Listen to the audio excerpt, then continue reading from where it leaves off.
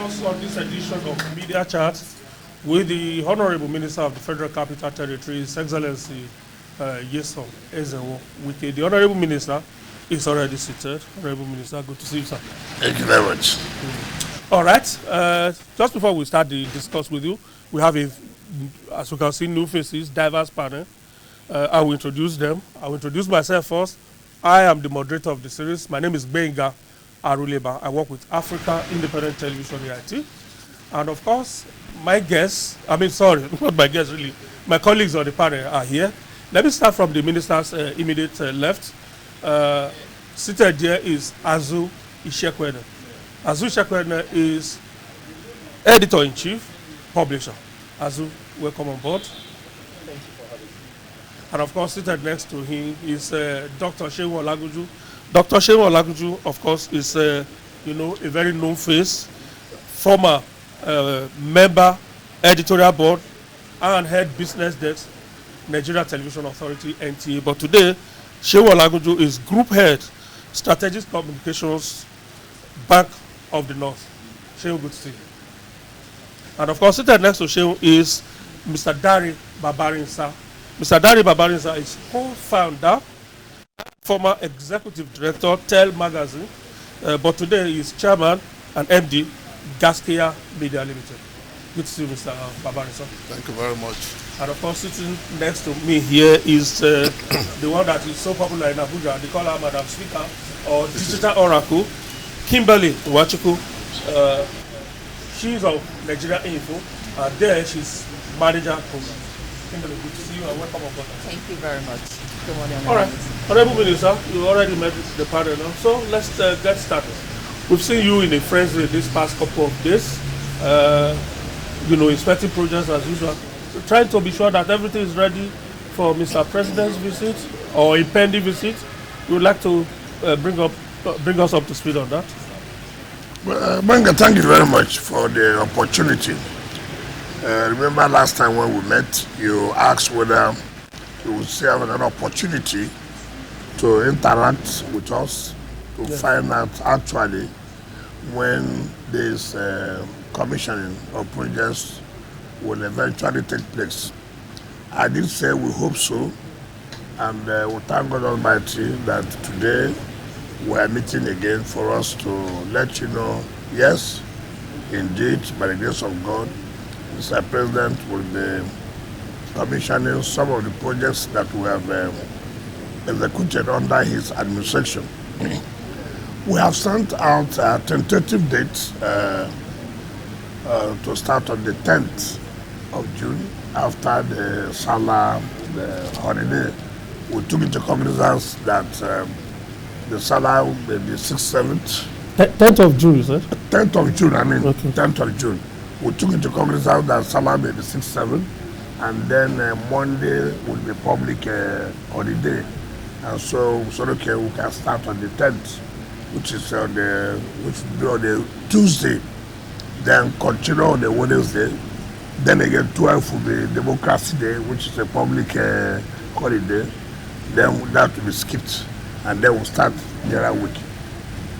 It's a very large, crowded program, but we believe by the grace of God that the ones that Mr. President will be able to do by himself, the ones he may send the Vice President, the ones he may send the Senate President, the ones he may send the Speaker of the House of Representatives or other senior government officials. And we are trying to kickstart with the inauguration of the rebrand of the International Conference Center, which of course everybody has been expecting. And then we'll go on with other projects that are very positively impactful on the lives of our people.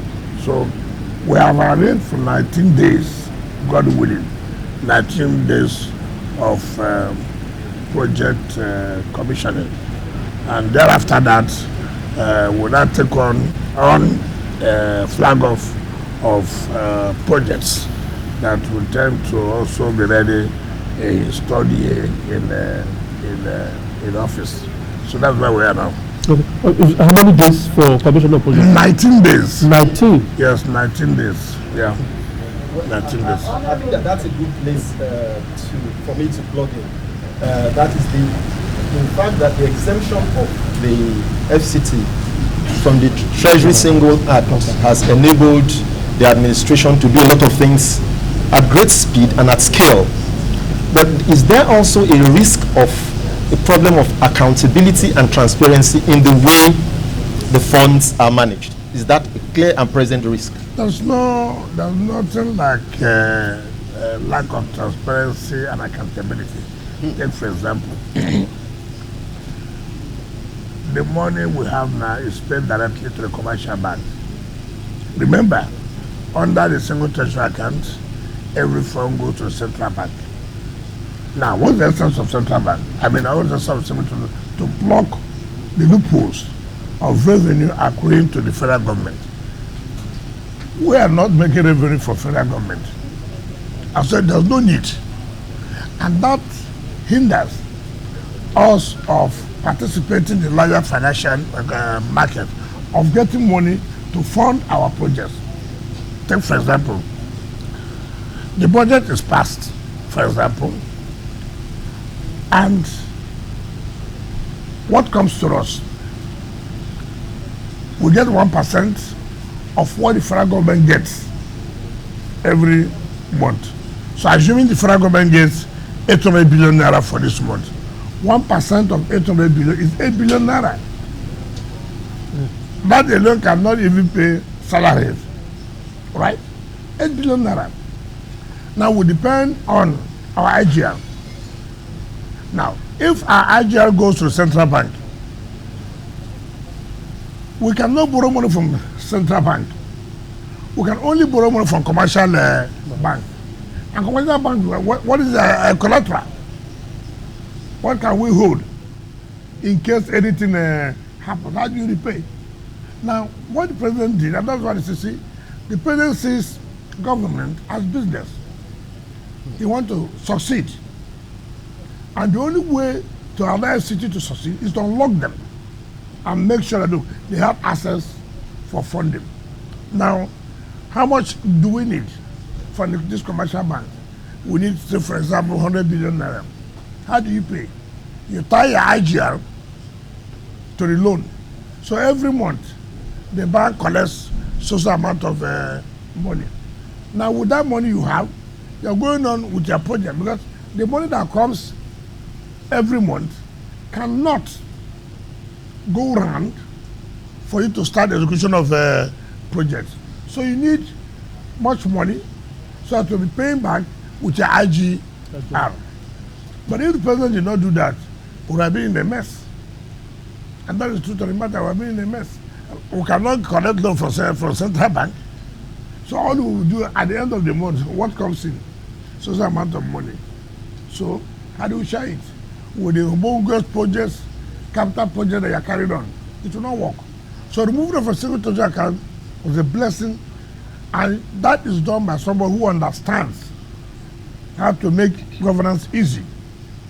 If the president has not done that, all this we are talking about commission of projects and this and that, we would have been in the situation today.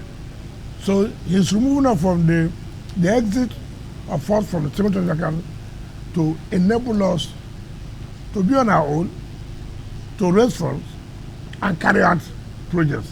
And that's what you are seeing today. Yeah, but the question is, what mechanisms exist for accountability of the funds that you are now able to leverage your assets to use? Yes. First of all, projects are approved when it passes 10 billion naira to the Federal Executive Council. Before that, the Bureau of Public Procurement will tell you this is the amount that can be for this project. So it is not only within you staying to approve a project. And then it is also approved in your budget. Right? Now, so what happens? When the Federal Council approves a budget that is beyond the threshold of the F.C.T Executive Committee, then that you now sign an agreement with the company. or the contractors, as the case may be. And then we pay according to procurement act of 30%. Do you understand me? You pay. Now, you now pay a milestone based on the certificate issued by the F.C.T that this contractor has done 5%. Now, in that case, you have no problem. And two, we don't sit in the offices to say, oh, the F.C.T has submitted the interim certificate, pay social company. No, I don't do that. I will go to the site and see for myself and call the executive, the acting ES, come. You have recommended in the interim certificate number 1 that we should pay 10 billion naira. Can I see the work now that I can say they are qualified to be paid 10 billion naira? And so every company and the officials of F.C.T, they're on their toes. They know that it's not just going to submit paper. No, I will not do that. I will not do that. As far as capital projects are concerned, I must go by myself and see actually what has been done, what has not been done. I came back on Wednesday last week. That same day I came back, I went to the International Conference Center. I called Jonas Berger. You told me you are 90% done. Can we go? They came. Behold, they are more than 90% done. I was happy. I went to Girishi, where CGC, the interchange to Maitama and going to Jahi. 100%. So, in such situation, not just 100%, what's the quality of job that have been done? You see, sometimes our people are being compromised. You see the resident engineer sign anything for you. I said, what for? On Saturday, I was at Oshafa. And the resident engineer, without taking approval from us, has given approval to the contractor to make a way for that the military, they having asked them that they should open social place for them to be passing. So I came down there and said, why is this place? This will cause a lot of traffic. They said, oh, the soldiers asked. I said, no. Who are you to take that decision without coming to us? There and there, I removed him. I said, covered. The military should. From here to it's about 50 meters. We can't continue that way. I removed him instantly. And I told the contractor, you assured me that this work will be done.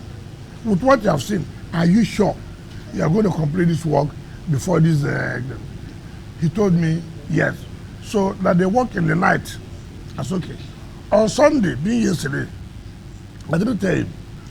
I went back there on my own. And I was satisfied with what I saw. Indeed, he was going to complete the job. So these are the things you so it's not merely approving. You must show that, look, the money is being paid and the job is being carried out. And it's done in such a way that everybody can see. The contract wasn't approved by me. In fact, I can tell you most of these contracts were being awarded before we came. But it's our policy that you don't just abandon projects because you did not supervise the award of the contract. No. It's the public, this is a public funds. Government is a continuum. If we allow that, then you see projects scattered all over the place. And that does not make the city to be clean. So you do, the president directed that, look, we must try as much as we can to see that all these, most contracts are awarded 2005, 2010, 2015, up till now. And that's why we provided in the 2025 budget 85% of our capital expenditure to complete the ongoing projects. There are so many people that will come to say, no, we are not the ones who are awarded. They'll go and award their own contract. No, it is not about we awarding. It's about we giving the people what they want. And if these projects are going to be positively impactful on the lives of the people, why not continue? And that's what has happened. Sure. Okay, Honourable Minister, that takes me to the issue of IGR. Yeah. It's obvious that there's been an increased drive for IGR in the F.C.T. The most recent being the ground rent issue. Yes. Okay, some people who are affected have complained that it's either they didn't know about this or they were not informed or they were not asked by previous F.C.T administrations, and that's why some are owing up to 10 years, 25, 30 years, and that they're wondering why they have to pay for the lapses or ineptitude of past administrations. And then, Honourable Minister, given the state of finances of some people now, they may not be able to offset a bill of over 30 years that has accrued over 30 years at once. So what are you doing to maybe installmental payments or giving people more time, or what are you doing about this? You see, it's not unfortunate in our country. You're a tenant. Landlord. Yes, of the F.C.T. No, I'm just coming. Okay, so You paid for 2 years, for example. Your tenancy will expire tomorrow. okay. You are coming to tell the landlord, because do not remind you, it's the duty of the landlord now to not remind you. You see, now you are shifting it to the landlord, but that's not the case here. You have a CFO, and the CFO says you will be paying annually for you to continue to keep that property. That annually is 100,000, 200,000, as the case may be. And you are not saying again, some people may not have the financial reason to keep to it. We're talking about central business area. We're talking about Maitama. We're talking about Wuse 1, Wuse 2. We're talking about Asokoro. How many poor people live here? Tell me, how many poor people live here? Most of their elites, they own property overseas. But they remember that they must pay their taxes. If they don't pay their taxes, government will take over the property. Here in Nigeria, oh no, nothing will happen. Is this attitude of nothing will happen? Is this attitude of religion and ethnicity that has killed us and has kept us where we are? Take for example, I today, if you need a nation, I saw the land department publish non-payment of ground rent from more than 1 year to 10 years. I said, look, go and pay. In that number 3092, number 3092, you know whose name is that? No. Olabode Bianca George. Is number 3092. At that level, senior citizen, at that level, I traveled 3 days. I signed 1,500 CFOs. 3 days. I signed over 700 consent documents. Now, having signed 1,500 CFO in 3 days, you come and collect the CFO. You take it and go and do business and collect money from the bank. Then you sit that they have not reminded you. You are supposed to pay money. What kind of citizens are that? Why do we always have to say that you know you're a debtor, you took loan from bank? You say, oh, the bank have not reminded me. The bank is going to do 2 things for you: giving you money, and also because you achieve a protocol of reminding you that this is what is going to be your assignment, this is the job you're going to do. You are, look, and that's what I said. Look at a PDP secretariat. In 2005, Vincent Obulafo, as the national secretary then, wrote, when they bought that property, Erufai was the minister of F.C.T. under Obasanjo's government. 2005. The members are there. Erufai said no.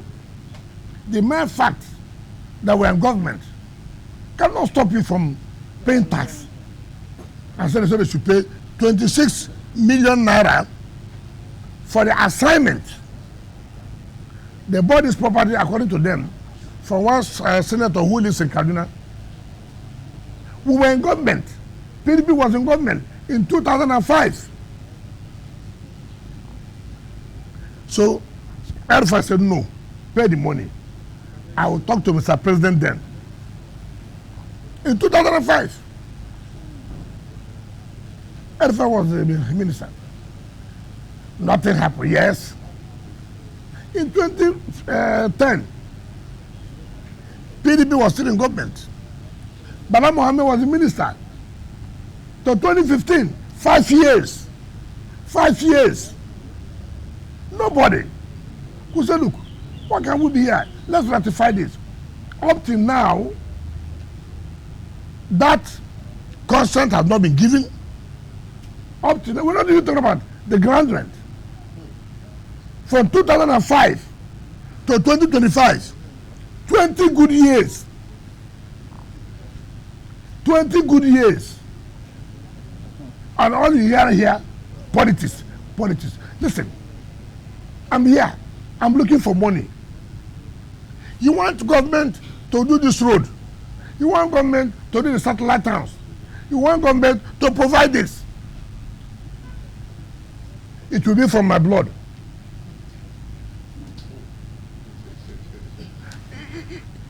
This is a country where we always respect the laws of other countries. When we go out, you see us obeying. Even without being told, we will obey. But when we come here, no. Like, what happened recently showed me that, look, there are people who do not want this country to progress. There are people, and when I saw those who were behind, I just laughed. I said, you need leadership that have to tell you, no, this can continue this way. It exposed so many people. All those who are complaining, are they the poor? Have you seen any poor man? He owns a house in Maitama. He owns a house in Usetu. He owns a house in Asokora. He owns the businesses in the central business area. How much are they supposed to pay? Nobody pays up to 400,000 naira as grant rent a year. And then you come and tell me, we did not remind you. You have seen your house boys whose duty is to come and remind you that you're a debtor. Whose duty to tell you that, look, as a tenant, your house rent has expired. I mean, look at the kind of excuses. And I laugh. Some people will even say play politics. And say, oh, you know, we're the ruling party. It will affect us. Affect you how? Are we taxing based on APC? Are we taxing you based on PDP? So how's it going to affect you? But because they know they have been exposed, all kinds of maneuvering, all kinds of blackmail. Oh, the minister is too hard. Minister is not this. These are the same people who complained that when the former government was here in the 80s, that they never knew if there was any minister. Now the same people now, I say, oh, he's too hard, he's this. The same people want you to give them, I hear you did this, I'm living so place. Can you help me to let that be road? With which money? Yeah, but two wrongs don't make a right. No, how? I'm doing the right thing. It's the process of recovery. Yes. Or your administrative processes. Yes. Either collect the ground rent or revocation. The argument largely that I've heard is that you don't follow due process. What is due process? You require a court order. No, it's not correct. I don't require a court order. It's not correct. First of all, we're giving you notice. Okay. Remember, in March, we published. In March, we will publish about these people who are owing. In March, April, May, June. Now, look, the caucus of the leadership of PDP, led by Senator Abamoro, they came to see me. Now, look, this is the problem they have. I say, what's that? That this and that and that. I said, okay, hold on. I turned by my right. I brought the documents internal memos. I said, take. Go. Read it. Tell me. They confessed that, look, it's unfortunate. I said, no. I don't want this a confession here. You go back to the party leadership. Tell them to tell Nigerians that, look, indeed they found that I did not do anything wrong. It was them. They should even thank me. They should even thank me. You know, if not with the presidential intervention, I believe that people say heaven will come down, heaven will come down. But then they said it's only 7.8 million naira, which you as a loyal party member could, I mean, dip your hand in your pocket and pay. You can't even pay. First of all, it's not in my name. Even them cannot pay because the problem is not in their name. But that is not the point. Who is the one that will say, people like Bodejo will say so? Look at the debt is owing. That's what I said, sir. Bodejo just said so. That is something you could do. How can he say so? I read what he said. If an old man has no job, sit down in your house and read their newspapers. Bodejo said, PDP made me. PDP gave me national name. PDP, I agree. Party cannot make you. You are the one that will make the party popular to win election. Party. Your Excellency. Now I'm coming, sir. Party cannot say we are popular. It is you, individuals, that make the party to be popular. Look at it this way. I agree that PDP made me. Ask Bode George, whom did PDP make in Lagos? It is the party that makes. Whom in Lagos did the party make since 1999? Not one assembly, not one House of Reps, not Senate, not anything. Not anything. Not anything. And then you are talking to me who has labored, campaigned, and worked for the party to be the major party in the state and at national level. Meanwhile, in your own state, the party has never won the evidence, crying, complaining, every day from 1999, complaining, crying, Tinubu did this, Tinubu did not do this, they rigged the election, every day. Even when we were in power, we knew what we did to make sure that people take over in Lagos. It didn't work. Even when Jonathan came, we know what we did. It didn't work. Your Excellency, thank you very much. I want to ask two questions. How different is Wike's administration in F.C.T from your predecessors? And secondly, are you still in the PDP? Fine. It will be very wrong for me to assess myself. It is you. No, what are you doing differently from your predecessors? Look at what we are doing differently now. You have said, want to be you, not you as a person. The people have said F.C.T was not working. And F.C.T is working. Which means, first of all, I'm doing things that they refuse to do. One, I have found that most of them didn't have the courage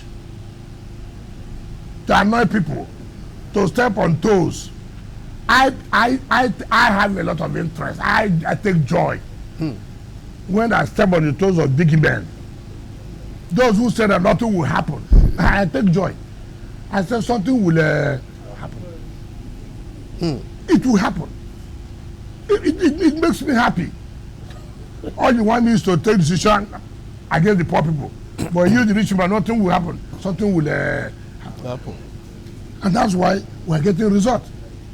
And that's why if you don't do the right thing, too bad. Too bad. I don't care.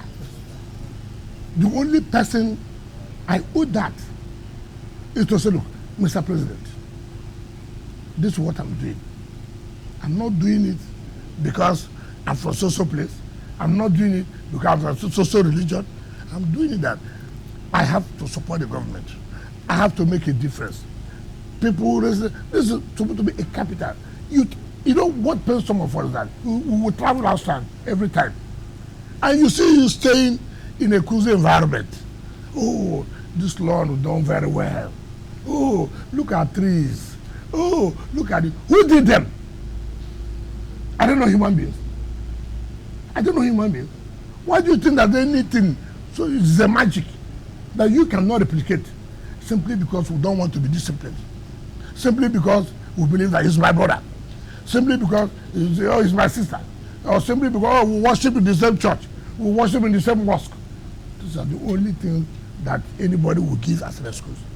We don't want to do the right thing. I mean, where will we go to? Where? So, this is what we do. Now, what is that man? Which party am I? I'm in PDP. Now, you see, when people don't want to learn, you see, impurity will kill you. Like you said here, some people said, when you were governor, you are doing this. Now other people are governor. You see, that's one thing people don't learn. When I was governor, for example, the circumstances may be different. That you were lucky that you could get away with impunity. Does not mean that now you'll be lucky to get away with impunity. I tell you, see, that's what people say when they say what I'm doing now. Yesterday, nobody enforced the ground rent. That means nobody will enforce the ground rent again. You see, it's a mistake. No. The man yesterday, or you yesterday, you were lucky that the man did not enforce it. Now there's a new man who said he must enforce it. So also it is in the party. If as a governor, we were lucky, assuming we were lucky to get away with impunity, you cannot say because you too, you were also based on this impunity you were acting. And why don't you also allow you're lucky. You know, there was an armed robber there. You pass, you escape. Does not mean when another person is going, he will escape. No, it doesn't work that way. Now, I am still in PDP. I work hard for this party. I've not seen anybody who would have the guts to tell me, Wike, you are not a member of PDP. Who is that? What is his contribution to the party more than me? All right, let's leave party for now. Let's take you back to the F.C.T. I know there's a lot of questions to ask concerning the party one, but I want to take you back to something. Now, your 2 years or less than it since you became minister has been very evident in terms of the projects that you're doing. You've shown the courage to expand infrastructure. I mean, you're called Mr. Project, Mr. Infrastructure. And even without a band, a lot of residents here applaud the work that you're doing in this regard. However, there are also some people asking, so what next in terms of what to expect? Is the signature of your administration going to be about your infrastructure, roads, and the likes of it? Or are we going to see a shift away from that? Maybe not away, but a shift aside from that. Maybe housing, seeing that we have housing deficit here and schools. Okay. Government cannot provide housing alone to the people. Key thing first. What drives investors to come? I want to build a mass housing estate, for example. There are no roads. How would I achieve it? I want to build a world-class medical center as an investor, but there's no road. How do I build? I want to invest in education, the best of schools in the world. There's no road. I want to do farming. How do I go to the place and do the farming? No road. Every government first must provide road infrastructure, network of roads. On Saturday, I was in Parley. I went to Gwagwalada, Parley, and Buhari, Ushafa. When I went to Parley, from the junction to going to Abuja, they call A2 to Pi. Supposed to agree on that. A2. And it's one of the projects we're going to commission. Then from Pi, this A2 to Pi is 15 kilometers. Now from Pi to Gomani is 15 kilometers. But I remember that when I got to flagging off of Pai to Gomani, so from this A2 to Pai, the road is bad. How do you award the job from Pai to Gomani without awarding A2 to Pai? How do you go to Gomani? You have to pass through Pai. I called the satellite time coordinator. I said, what kind of thing is this? Of course, English language, grammar. I said, no, this will not happen. Immediately, under emergency, we awarded the A2 to Pi. A2 to Pi has been completed. My brother, you do us a favor sometimes, used to take interest. I'm going to go and visit these places. Now, when I got to that Pi, where the road has ended, then the contractor due from Pi to Gomani. So the contractor told me he had also sold everything. I said, no, we must go there now. Let's go there. We entered the airport. Why would this country talk about food security? Why?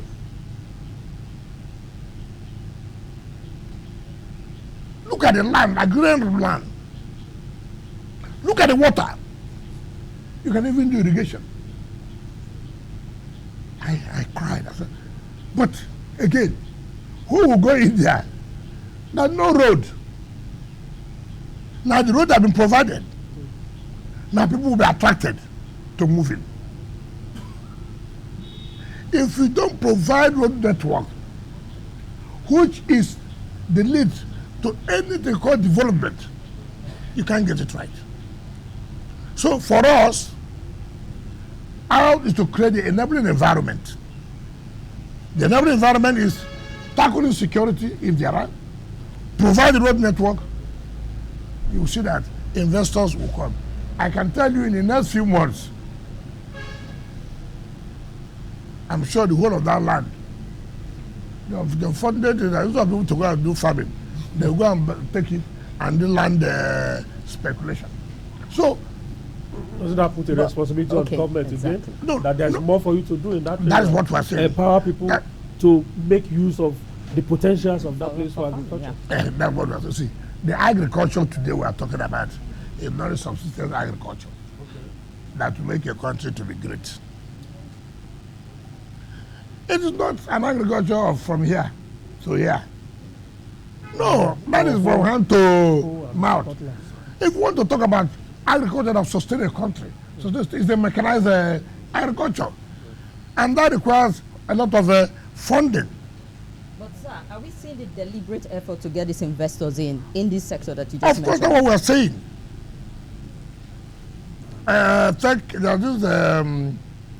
They built a Dubai City Walk. They came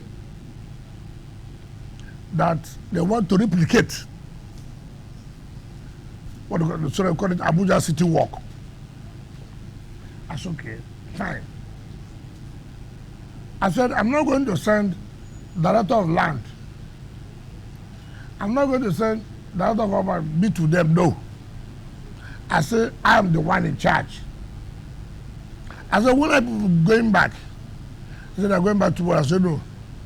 To show commitment, you won't go tomorrow. Follow me.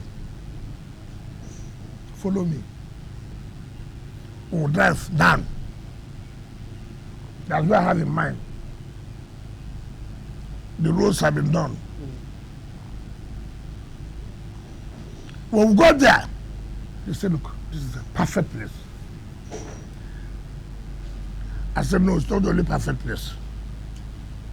Wait, I will give you the arrow now. To show our own commitment, we want this thing done. That's what leadership is all about. I don't want anybody to go and sit down and begin to do a bureaucracy for me. I want it to get done. I sat there.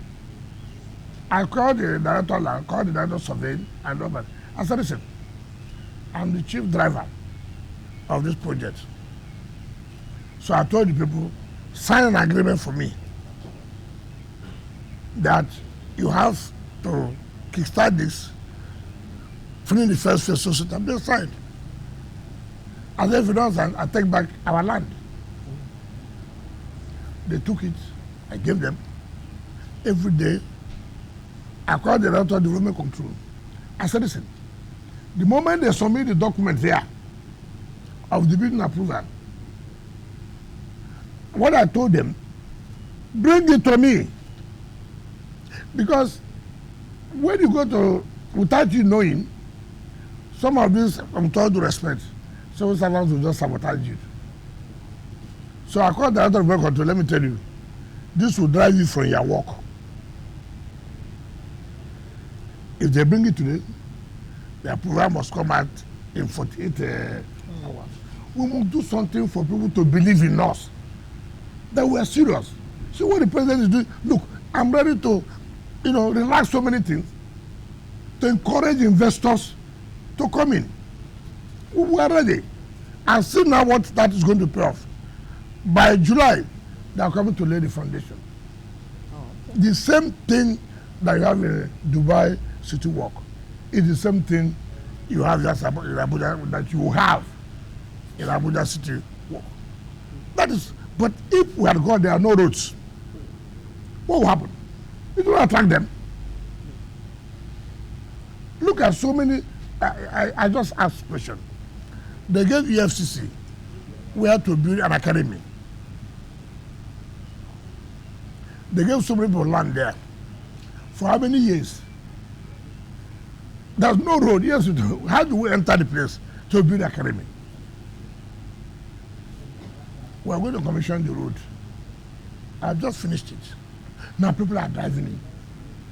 Without that road, nobody will go and do anything.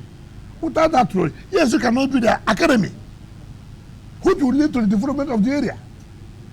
How do you give people land? No infrastructure. How can the city develop? Individuals don't build roads.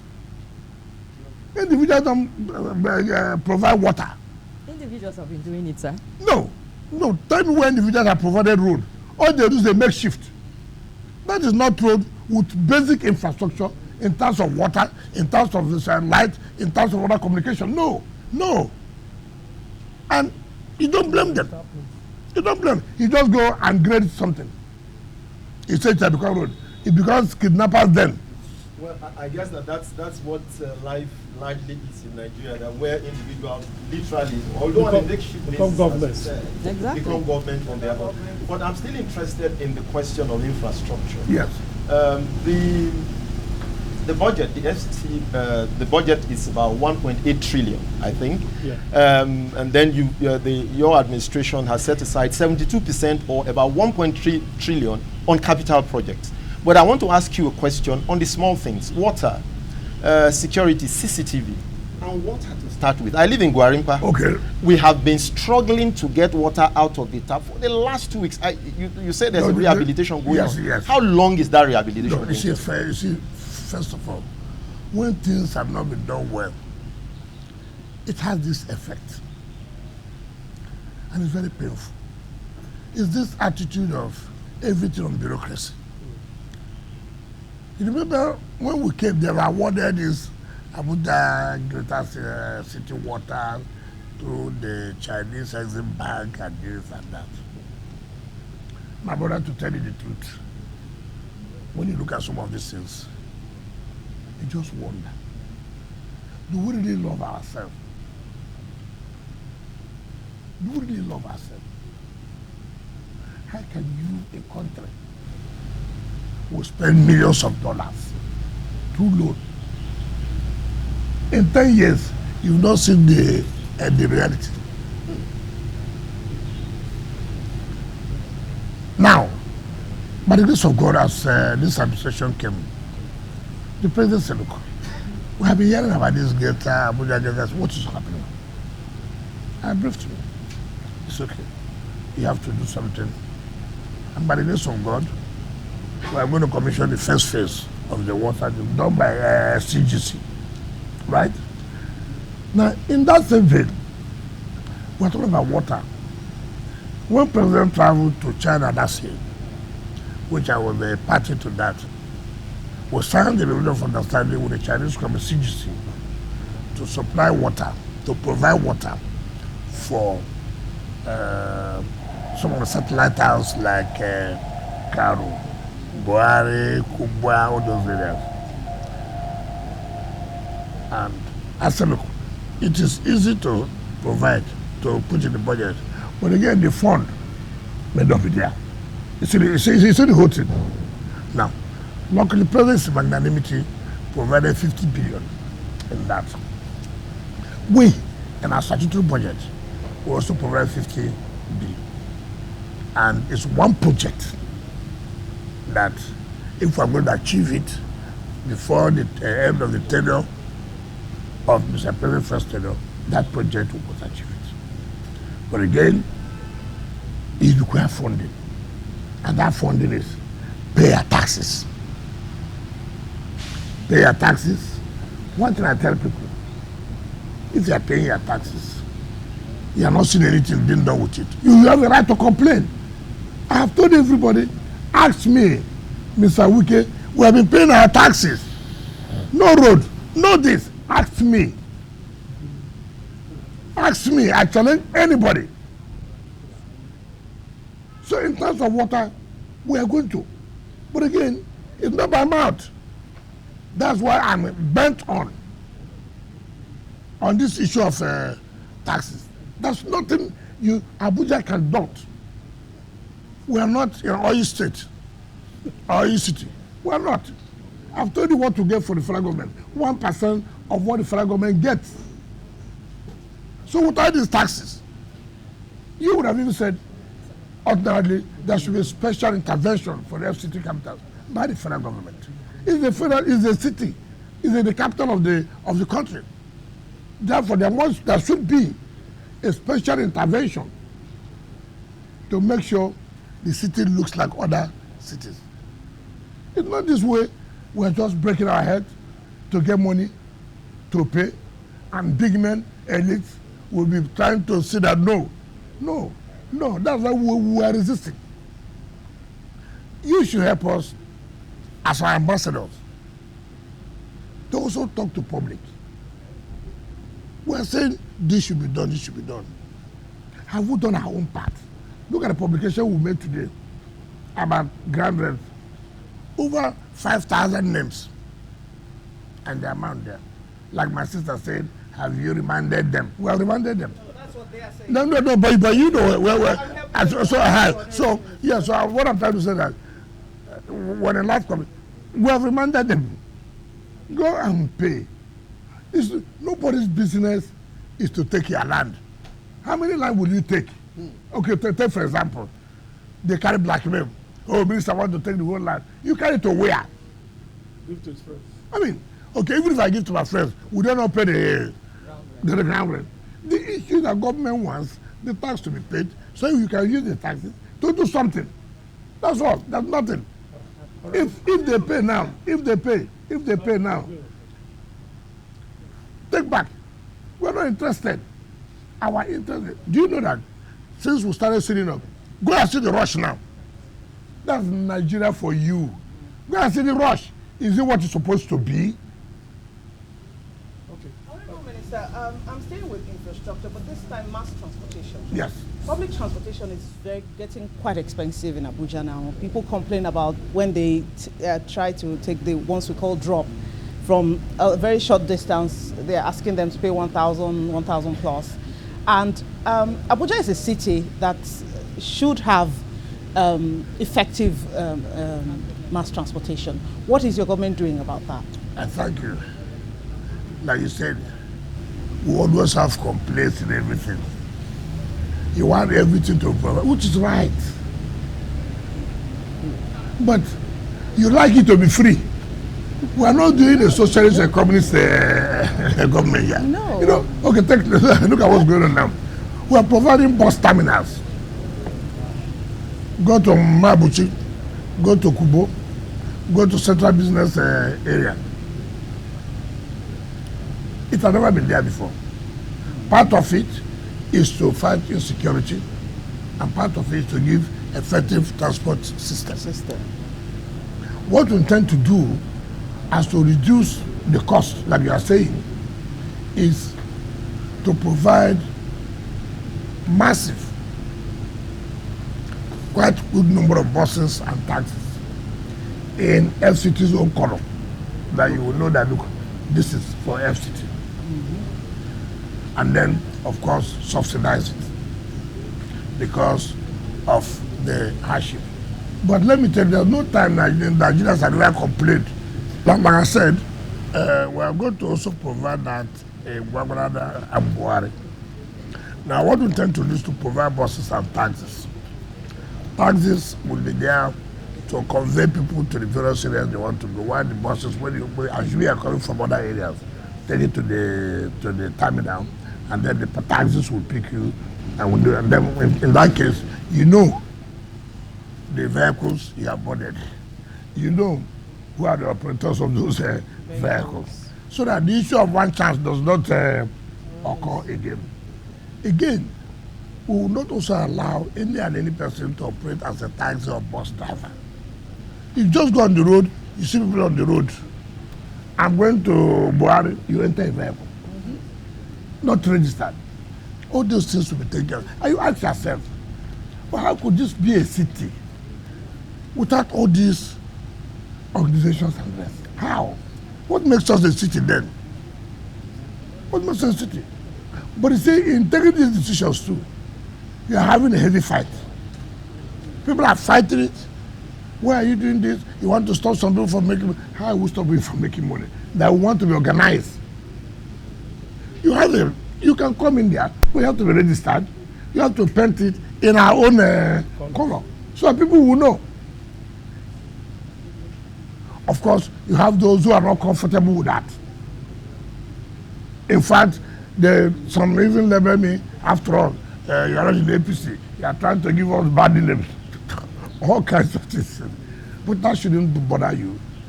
You must be focused and go ahead and do what you're supposed to do. So how soon will you overcome all these obstacles? Well, it takes time, but we have started. Because all these problems president will commission the bus terminals. Yes, no, and they can't lie fallow. No. I say we commissioned it this month we're in. Yes, I was saying we're going to provide, but will be run by private individuals. We will not allow. How soon?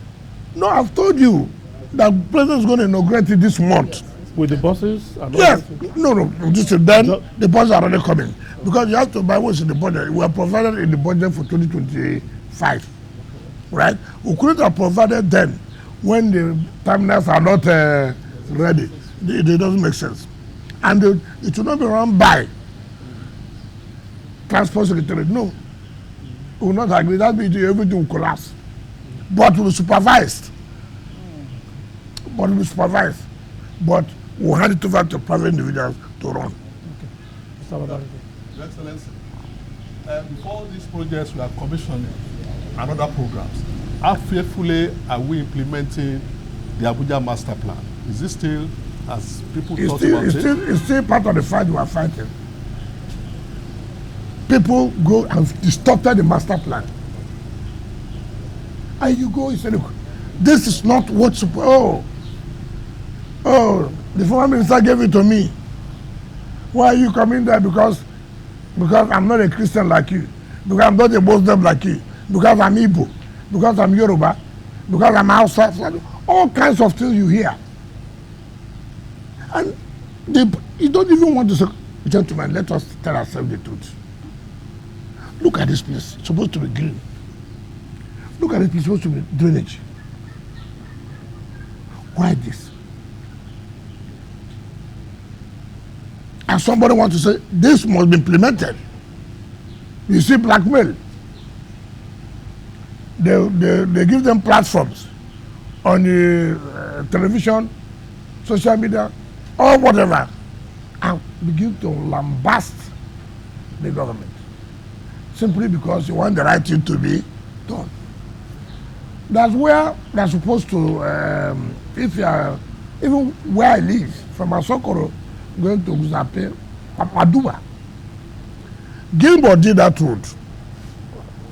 The road is supposed to have double carriage going straight to meet up on another road in Uzape there. The community blocked it. And the whole of that place, Paduma, had been compensated more than 20 years ago. Nobody to take them out after compensation. So I now called the company. I called the acting director, acting executive secretary of the event. Why did this road stop here? Look, it's a dual carriage. It must be leading to somewhere. He said, yes. There's about 600 meters to connect to the other road. I said, what happened? He said, the village. I said, why are you talking like this? Which village?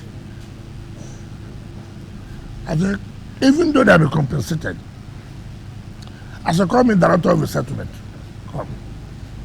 I said, go and call the chiefs. Call their youth. I will bring it down. The road must pass. I will bring it down. The road must pass. If you like, you see, I don't understand why we don't want to accept the reality of ground. They have been paid compensation for long. No problem. I'm ready to pay another compensation. But this road must go through. It's not for me. It's a master plan of Abuja. I did not design it. I did not design it. But you have poor leadership who will not take decision. And that's why I tell people, one thing must know. Today, a leader should be able to take decision whether it's wrong or right. So many people have been president of Nigeria. Some people have identified that, oh, oil subsidy, fuel subsidy is a scam. Everybody has said so. But who has taken decision? Have you reached a compromise with the villagers? No, I'm not. I'm I know coming. that road. I hope you don't have land there. It's you I'm worried about because you may be accused that it's because you have your house. Don't worry. You see, as in my position now, don't bother about the accusation they give to me. All those things will evaporate. You cannot be in government. You cannot be serving. Then you say nobody would accuse you. You don't need to worry. As I said, you don't want to serve. The point I'm making about leadership. Every president has come. This fuel subsidy is a scam. What have you done? You know it's a scam. What have you done? Courage. What did the president do? The first day he was warning, this thing has to go. Everybody, he said it will go, it has gone. Leadership. The ability to take decision. It doesn't matter people who may be angry. No decision will favor everybody. But to the greater majority of the people, today that decision he took has made more money available to the states. So the point I'm trying to make, I said, go and call your chiefs. That road will pass through. If you like, come from here till night, it will go through. It happened in this place where we now want to commission in Grishi. That's one of the things that made me to remove the ears. You awarded a contract. So I went there. And where does this road link to? You cannot do a road that does not link to anywhere. Do you do a road to link just to my house? No. I said, let's go there. We went there. So why is this? He said, oh, these community people, they are making trouble. And then you allow us to award this project. Get out. Get out. How do you want government to operate that way? No, government will not operate that way. So I sent the new man, go and tell those people that this road will pass through. I called the chiefs. I called all the administrators. I said, okay, I'm going to relocate. Even if the compensation, I made it 200%. I traveled to Milan. The company called me, look, they're not going to meet up because the communities have refused. I called the acting ES. You are from Abuja? I said, yes. You are the acting ES? He said, yes. And your people are stopping government from doing road that will benefit them. It means that you will lose your job. I'm going to make sure you go back, and I'm going to transfer you to a place where you will see where to walk. So you better go and tell them, as I come back, I'm going to supervise that demolition. I flew in from Milan that same morning. I went there to come and demolish. First go there. Come on, demolish it. But what happened? Then I came. Oh, sorry, sir. Give us some time to park. I said, no more time. I've given all the time required. People started writing, why no human face, no this. I said, what is human face here? Today, I was about to commission that project. Go and see the jubilation. So I would have, stayed clear, because they threatened this will happen. You see, leadership doesn't work that way. And today, it's not beneficial to them. There are those who are living there now. Go and see that place now. You can't even buy a social amount of money. That's what you must take decision. Honorable Minister, sorry to interject, but I feel before we just shift gear into something else, to bring this one up, and it's a follow-up, a rider to a media chat you had some time back, talking about the primary school teachers in the F.C.T. And your intervention then was to withhold 10% of their IGR and set up a committee. Now, between then and now, a little curious to find out what's the committee up to in terms of that. Well, the committee has made their recommendation, and today is 2nd of June. The Permanent Secretary Treasury is already working out how much they are supposed to have by their, because normally is the beginning of the next month, right, that we're entitled to assess our IGR, because it's not when IGR is paid you assess, no. It stays for 1 month. Okay. Then you'll be able to know just how much you got for this month, and then you remove 10% of that for the area councils. So I'm sure by the time we would have finished this chat, they will be ready to say this amount of money, and then I will invite the union and to say, listen, we must also have to tell ourselves the simple reality. We must make sacrifices. It's unfortunate. We are not owing. It's the area councils that are owing. But we cannot also say because we are not the area councils, we allow our children to suffer. It had happened last time where we brought 60% of our money to, to cover what they are owing. Let them be 40%. But again, that tells you about leadership and the local area. I don't have the power to sack any council chairman. They are elected chairman. I cannot do that. I cannot do that. Even some of these measures were taken can be challenged in court. But however, you need to take these measures. You need to take the measure to save the situation on ground. And so what was I doing that, look, well, once we call them, listen, every month, this is what we should pay. You go back to the classroom. We are not going to give this money directly again to the chairman of the area councils. The committee, which will be headed by the treasurer, is to pay this money to the teachers, so we can have a reprieve. But people can challenge you. Under what law do you have that power? You see, when you follow this law, so many things will go wrong. When you follow, how do I feel now? But there's a danger in not following the law also. To whose advantage now? To whose advantage? It is for the greater interest of the people than you, an individual, who are refused to carry out what you're supposed to do. So should we allow you now to continue with that, and our system will be producing miscreants, militants, because they have no access to education. So you have to wait. But like I said, it's unfortunate. But should we continue with that? All right. Can we segue into politics? No, not yet. Perhaps if you are done with F.C.T, let me just do a recap then. On F.C.T, I know that your modus operandi is not to start new projects, but there are provision for new projects in the budget that has just been. It's about 15%. About 15%. Yep. For new projects. Yes. And I know that around November last year, yep, you advertised those new projects. There was a rigorous procurement process that had been done and all of that. Now that the budget has been passed, are you going to resume that process of awarding those new contracts based on the procurement process? Some have been awarded by the Federal Executive Council. Some have been awarded.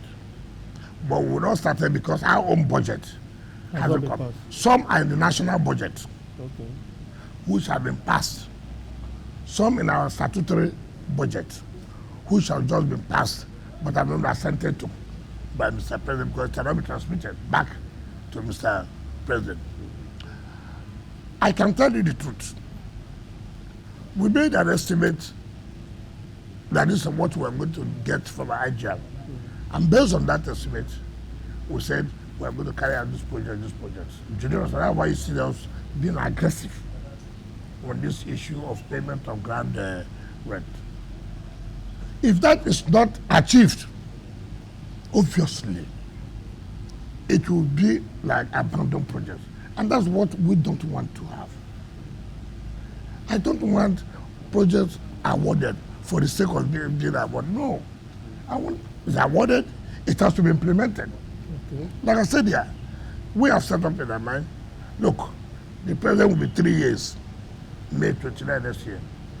What do we have to let the people know, see what the president has been able to achieve? You must have a target. You must have, look, these are things I'm going to do from now to point.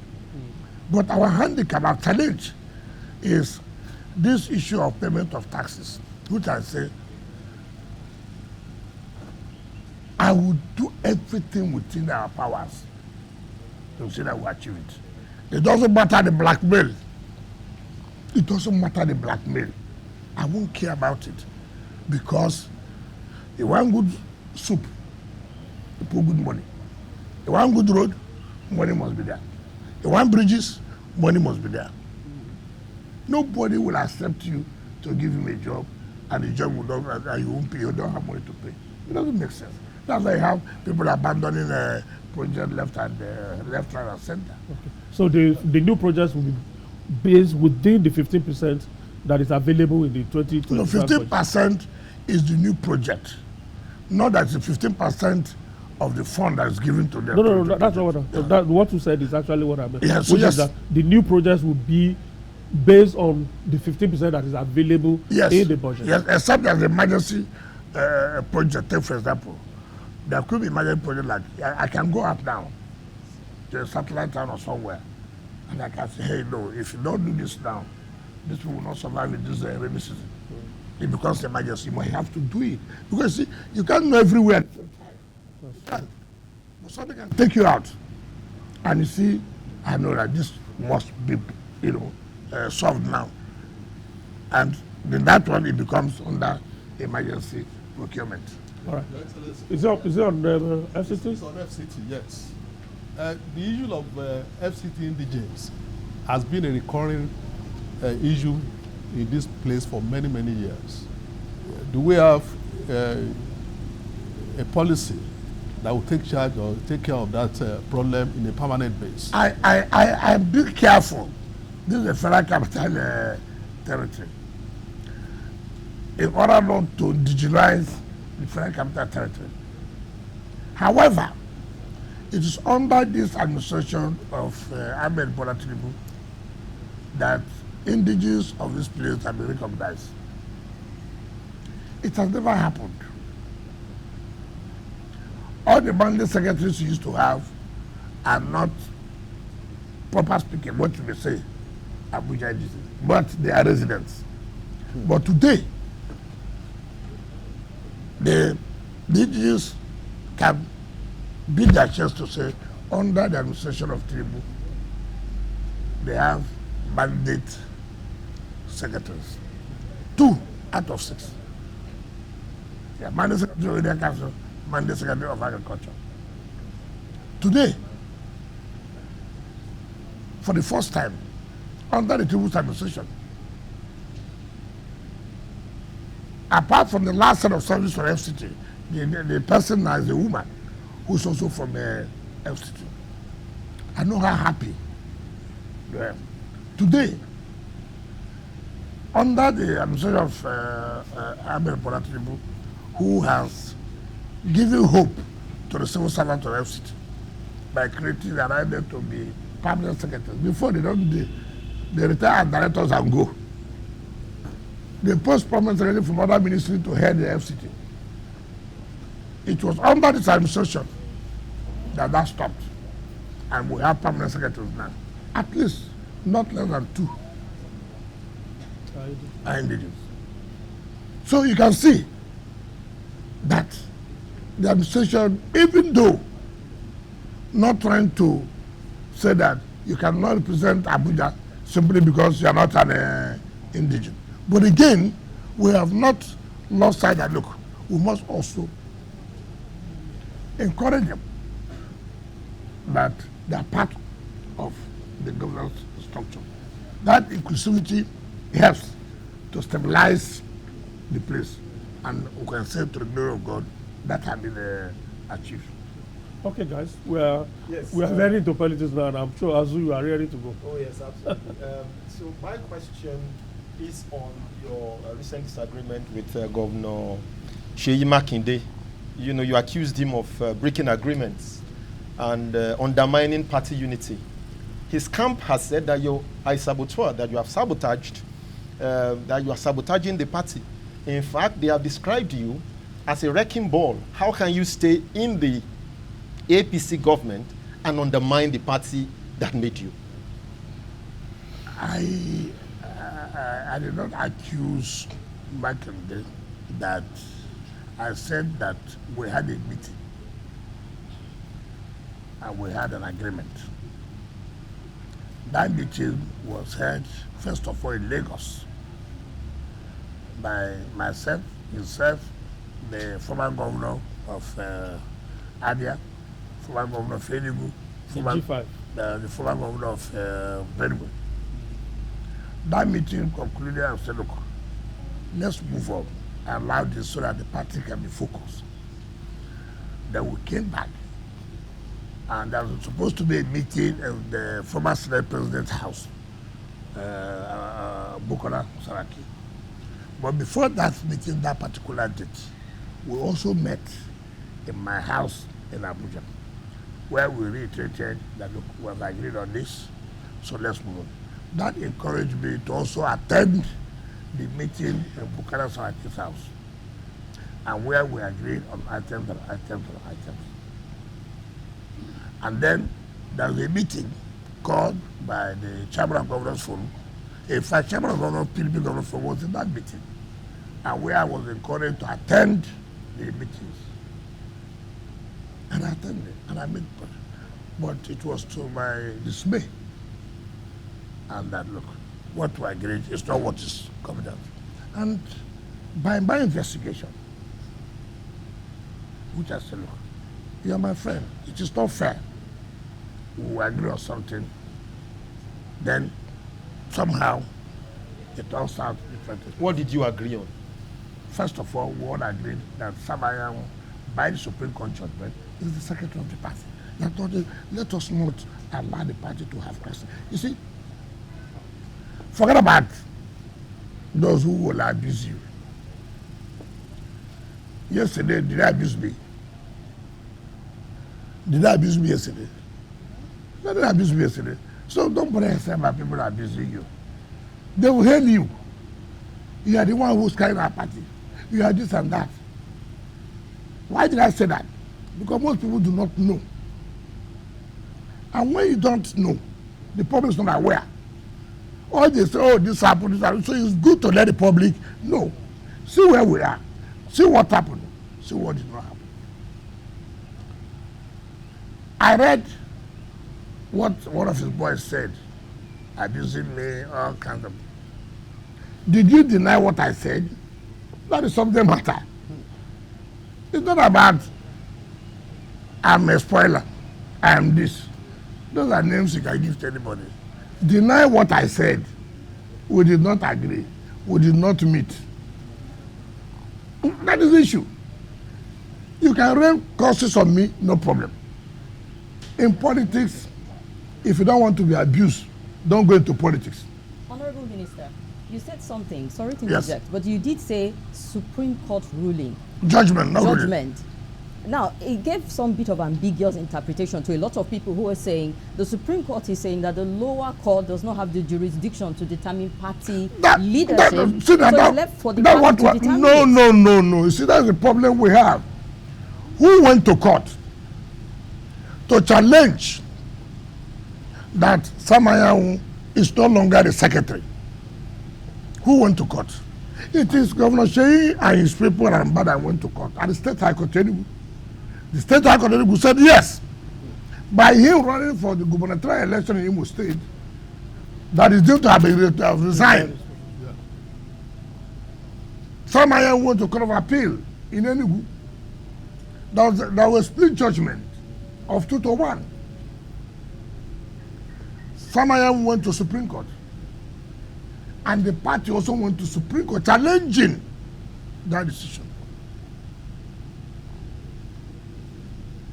The Supreme Court said, look, first of all, the man who went to court, what is his locus? Assuming there's even a crisis, it's within the internal affairs of the party. And therefore set aside the judgment of the Court of Appeal. When the judgment of the Court of Appeal is set aside, what does it mean? Are you going to deny me the fruit of my labor? Now, what is the subject matter? Assuming though not conceding, National Secretary position was not zoned to southeast. Within zone to southeast. It's a zone between the north and south. And the south came back to what to call macro zoning. To say, okay, look, since Secretary came here before, let it go here. But not as a party, national party, that it was zoned to the south east. Okay. It doesn't stop anybody from vying for that position. But what it means is that, yes, that look, for us to work together, allow them to bring the secretary. We went to the National Convention. And he was elected. Not appointed. He was elected by the National Convention. Now you now go and sit to say, oh, the Southeast has said he should no longer be secretary. Who says that? And somebody was elected in the National Convention. People just give all kinds of misinterpretation, say everything that they want to say. It's not correct. So the seat of National Secretary was not ab initio zoned to the southeast? No, there's nothing that we have never zoned regional. We zone north and south. Okay. Then when they zone to south or they zone to north, like the National Chairman was zoned to north. When the north now met, they said, okay, let it come from north central. That's how you came. Then how you came and left. Now, the deputy national chairman of the party, by the constitution of our party, should be the one acting in order not to deny that, not to deny not of their chairmanship position. It is that. Now, when the North Central came up to talk, I said, no. You cannot appoint somebody to preside over those who were elected. It must be by election. How can these people who were elected, National Working Committee, you say North Central brought somebody when it was the entire country that voted for the national chairman, even though he comes from a particular region. Now, to tell you how funny they are, they said they had a NEC meeting, which is not correct. Look at the constitution of the party. Who issues notice of NEC meeting? Yes. Secretary of the party. And he never issued any notice of any NEC meeting. Well, the deputy secretary issued. How could he have? That's the point that we're making. How could he have? Under the law, the secretary is available. The secretary has not died as they want him to die. The secretary is not sick. Did you know he had the secretary say there's nothing like NEC meeting? A committee has been set up, headed by Bukar Saraki, to reconcile people. And they have said, look, they are not ready. Now, let me get you so you understand the whole scenario. How people shoot themselves. They set up a committee to go to INEC to verify, indeed, whom does INEC recognize as National Secretary.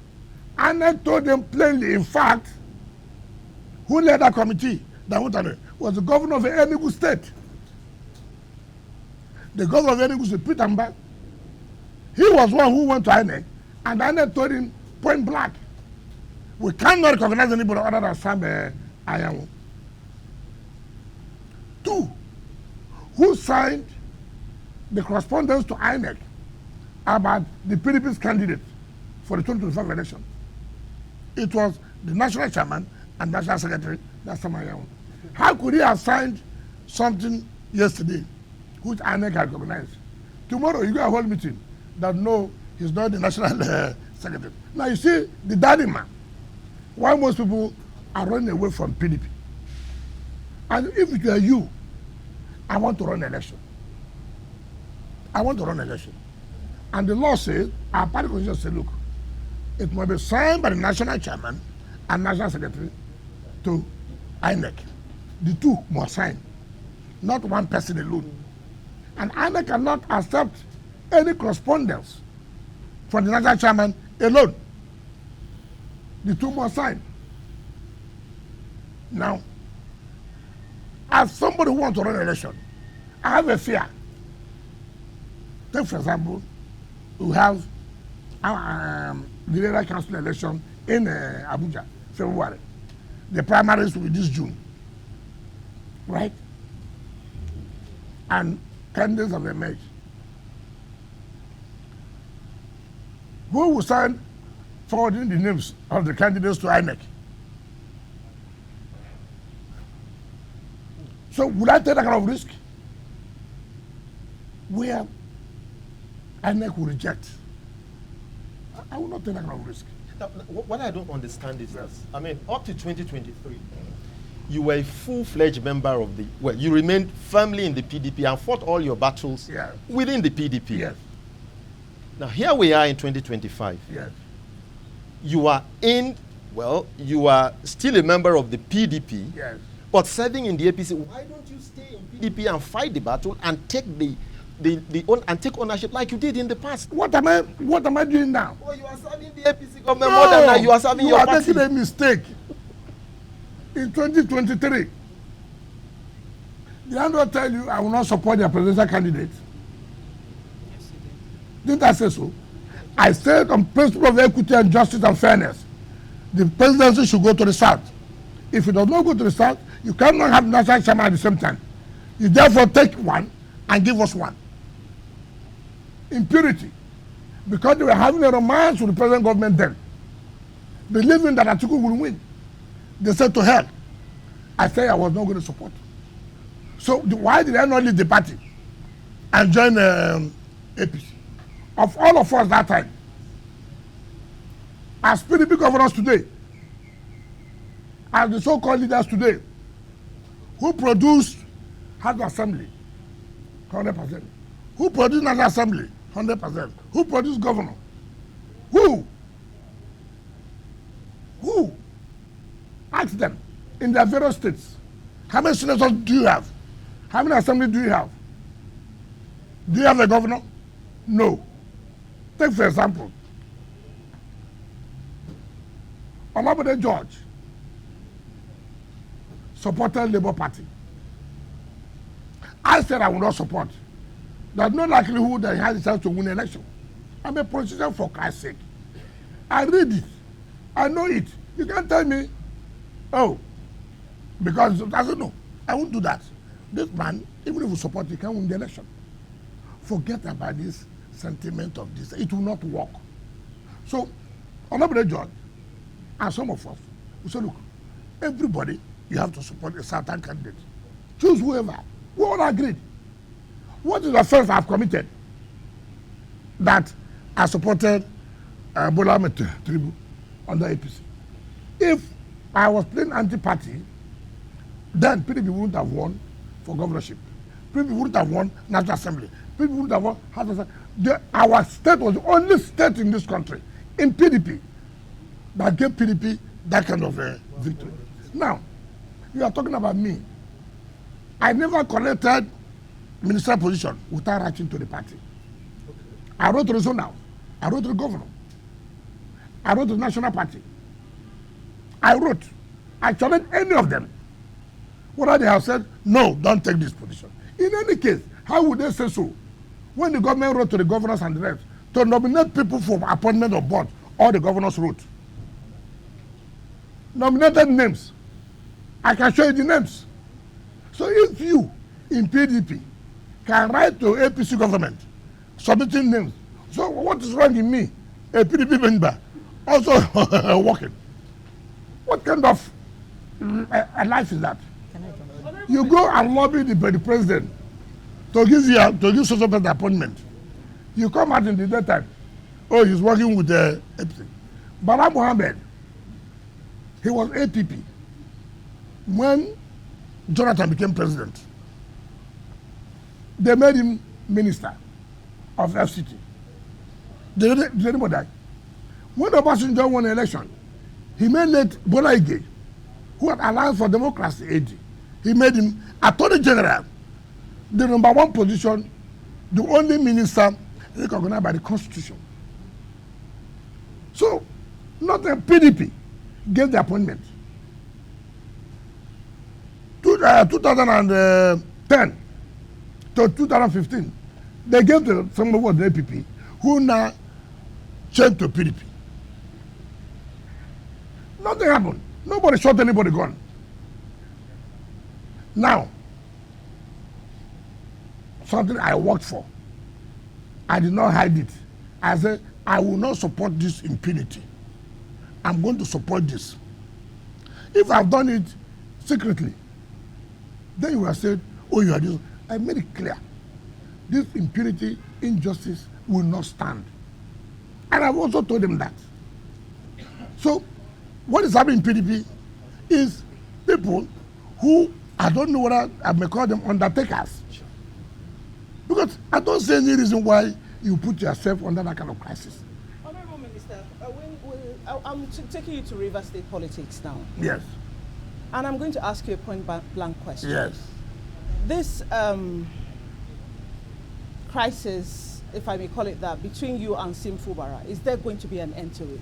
I don't know what you mean by crisis between me and That's why I Sim said, Fubara. let me put it that way. I don't have any crisis with him. So whatever is going on now in River State, is there going to be a resolution soon? I don't have that. Okay, let me put You it do in a different understand, way. Yeah, Honorable I'm gonna- Minister. Is the atmosphere right now to lift the state of emergency? In I'm Rivers not the president who declares state of emergency. Yeah, but it's your state. Do you think there's No, enough no, peace now? if restore democratic President had called me that time, I wouldn't have agreed for state of emergency. So he knows. He knows when to lift. He has everything on his I don't know. But politically, is it right? Is this I have never supported. So the issue of because it's right or not, it does not arise. But we What I said was that his declaration of emergency was to save the governor, because the governor was almost impeached. That was not our own hope. We wanted after the people, I said so severally. But the president is wisdom. And that's why I said the governor said it, that his people should not be talking too much. That the president saved him. I did not say it. He said it. Now the point I'm making, when you say crisis, I have told you severally, I don't have crisis. But rather, the governor, unknown to me, gave himself to be the tool for those who couldn't fight me to fight me. You see, when people talk about resolution, sometimes when I go back, in my quiet moment, I play the video of the speeches of the governor. What he said, what he did to me, I weep. Was it necessary? This was somebody who brought you, gave you food, gave you everything, did this for you. Then you became a tool for his enemies to fight him. We're all human. Yeah. When people say there should be peace, nobody said there should be no peace. How do you feel? How do you feel? Take for example, how do you feel? You know what you pass through by sending your son to school. You know what you pass through to make it be a human being. All of a sudden, in the night, your son came with 2 people with gun to shoot you. Just tell me, is this something that will just go away like that from your mind? You made sure you gave your son good education. You made sure you provided food for him. You made sure he didn't lack. You are ready to sacrifice everything you had, and you made that sacrifice. In the night, they said the armed robbers. Who are the armed robbers? Your son is the one carrying gun. Your time is up. Somehow, God helped you. You didn't die. Now people come, carry your son, come and beg you, you know, is your son. I agree. But is it even held your leg? It's not correct. Okay. There's never been a But time. they are so remorse. So, What is the remorse? Has it met with anybody? You see, I have told people, this politics of television, the politics, I feel so bad. Each time I read these things, I feel so bad. Because, yes, once Governor Dapo Biodun, Governor Feboy, and one of the leaders from the Southwest, he came to my house, brought him. Yeah, okay, brought him. I said, listen, he's ready to make peace, this and that. I said, yeah, I don't have problem. If he wants to make peace, he has the yam, he has the knife. He said he was traveling, he traveled. I've not seen him since that day. So when people talk about it, I don't laugh. I say it is not to go on television to say, I don't know. Okay, will he make peace without the assembly members? Will he make peace without the leaders of the party? Will he make peace? You see, I try to be honest to people. I have said so. The mere fact that Mr. President said, look, make peace. It will be difficult for me to disobey Mr. President. But he should also know that it's not water that is flowing here, it's blood. Now, I gave the analysis here, which none of you tried to answer. These are people who vowed that you will never be a governor. These are people who petitioned you to EFCC. These are people who, simply because envy, how will you bring Wike down? Then you provided yourself as I'm going to bring Wike down. I have told people who do not understand what betrayal is, may they be betrayed 10 times more than this. That's my prayer. I have told you here, we want peace. But you must show that the peace you want to is for your mind, is genuine. You are taking steps. It's not every day you're on television, you're on radio, peace is ongoing. Is it ongoing on air? How is it flying? Nobody has said that. You just hear, oh, it's ongoing. Oh, I was studying with my guy. Oh, I was studying with my former guy. As I speak to you, I've never seen him. So I don't know what is happening. I don't know the strategy people are adopting. So that tomorrow they will say, we don't want peace. Nobody. I've called assembly. Your Excellency, Your Excellency, you are operating on two theaters, the national level, and you didn't attend the last NEC meeting of the PDP. There was no NEC meeting. Legally. No, I don't know about it. So I should attend illegal. So Secondly, you are operating also in rivers. Is there a possibility of is there a possibility at all, if you look at it, because now the emergency will soon expire, is there a possibility of you reconciling with the governor of Rivers? That's the first part of the question. Second part of the question is that we are moving towards 2027. How do you see your future in the PDP? What is my future? You are in the PDP. Was I not in PDP before? No. Am I not in PDP? What is my future? Listen, I've told you this thing. Is it because of our Swaju presidency? Is it what they're talking about? Yes, it is important. Why do you have to ask me that? Don't you know that I said that you want to run against him, in fact. So are you not aware that I will lead the campaign in Rivers State? Why you want me to say no? Are you not aware that he did not get up to 10% here, but he will win here? Are you not aware? Okay. So you don't be asking me a question. You know. You know. You are going to lead the campaign. Of in course. Rivers, okay. For the APC. Is that hidden? Okay. Honorable Minister, sir, just because we're pressed for time. Because I have said the South must produce the president. Honorable Minister, now aside from all the political talk, the average Nigerians have been complaining of hunger.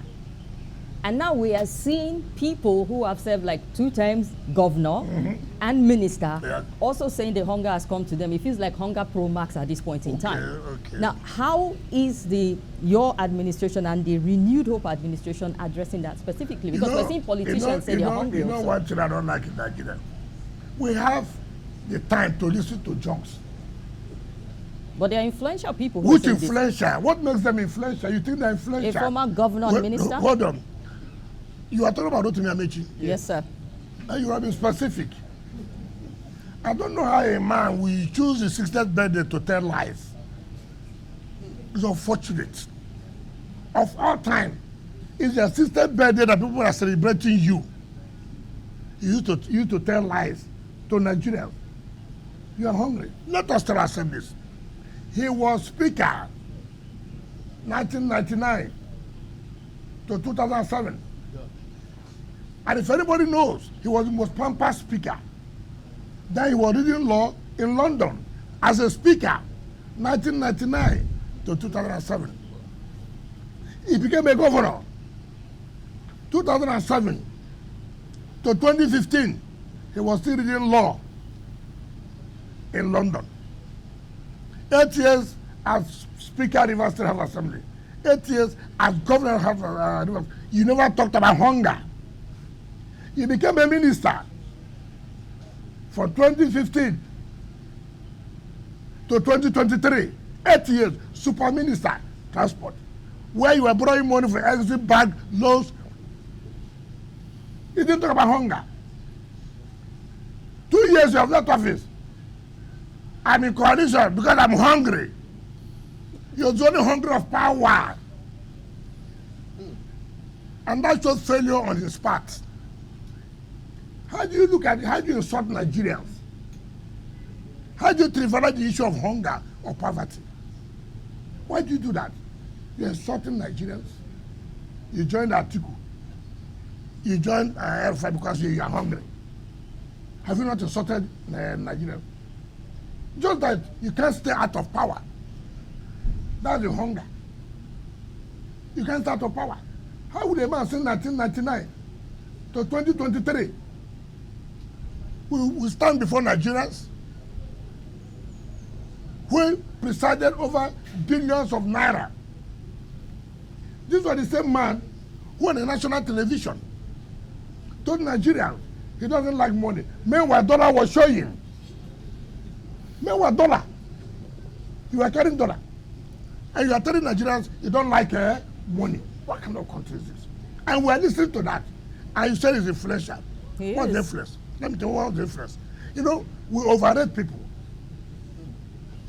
We overrate people. What's the influence? He was governor 2015. He couldn't produce a successor. He couldn't give his candidate, Muhammad Buhari, come up 25%. He was a sitting minister in 2019. No president had ever moved with soldiers the way he came with soldiers. He said he produced a governor. He couldn't produce a candidate.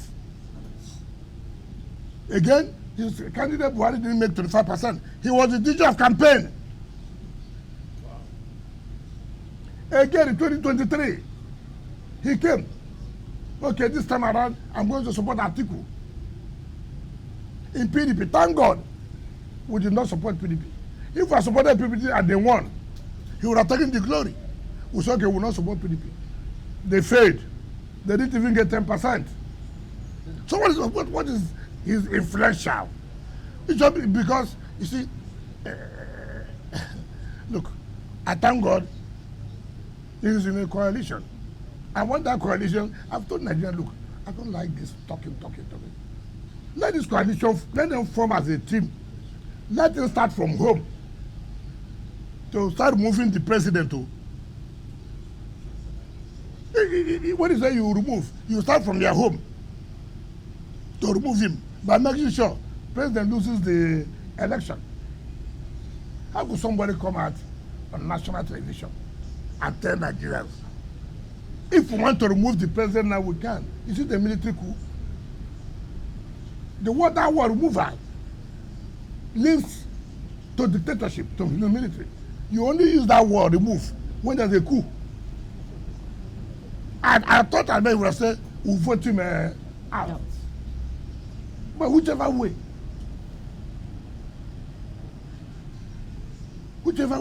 Why would a man not talk about, you saw what happened in this country in 2015, 2019.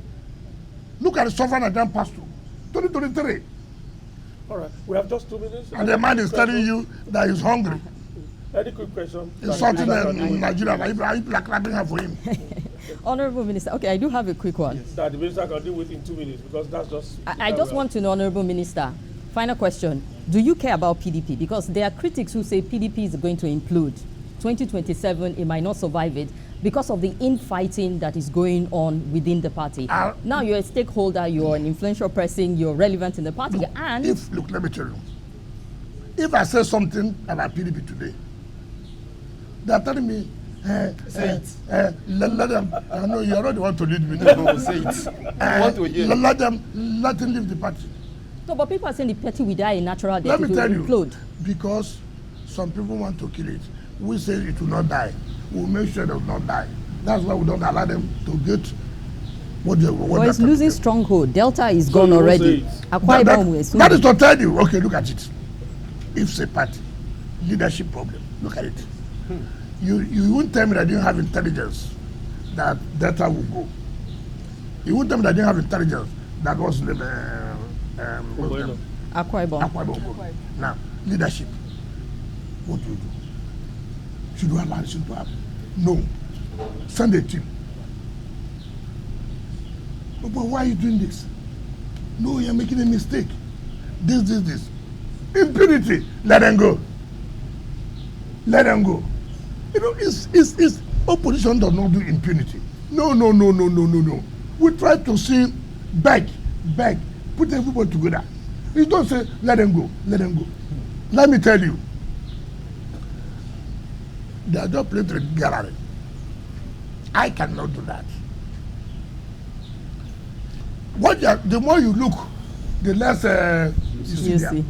All these people shouting. I just give you some time. I came out. You have seen me here. I said I will support that. So I didn't say I didn't say with these people. The way we won other elections, that's how we will win. You don't understand me? I'm not a liability. I'm an asset. Whether you agree or you don't agree, I'm an asset. Okay. Right. Whether you want to die, you don't want to die, I'm an asset. It does not matter. You may not like me.